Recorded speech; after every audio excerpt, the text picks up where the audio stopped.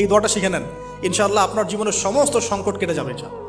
আমি নিজেও এই দোয়াটা বেশি বেশি করার চেষ্টা করি। দোয়াটা হচ্ছে, মুসা আলাইহিস সালাম একটা গাছের নিচে হেলান দিয়ে বসলেন, বসে দেখলেন দুজন মেয়ে দাঁড়িয়ে আছে দূরে, পানি নিতে পারছে না।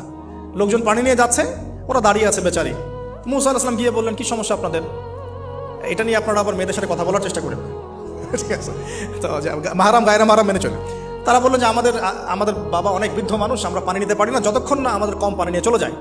মুসা আলাইহিস সালাম একটু বললাম না, ফিজিক্যালি খুব স্ট্রং ছিলেন, থাকে না বডি বিল্ডার, সামনে গিয়ে কথা বলে সরো পানি দিতে দাও, তখন মানুষ একটু মূল্যায়ন করে না। তো মুসা আলাইহিস সালাম এভাবে পানি নিয়ে দিলেন এবং বাছুরদেরকে পানি পান করালেন, করিয়ে গাছের নিচে এসে বসে আছেন।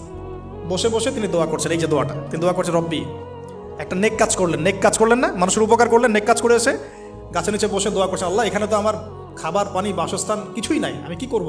রব্বি ইন্নি লিমা আনজালতা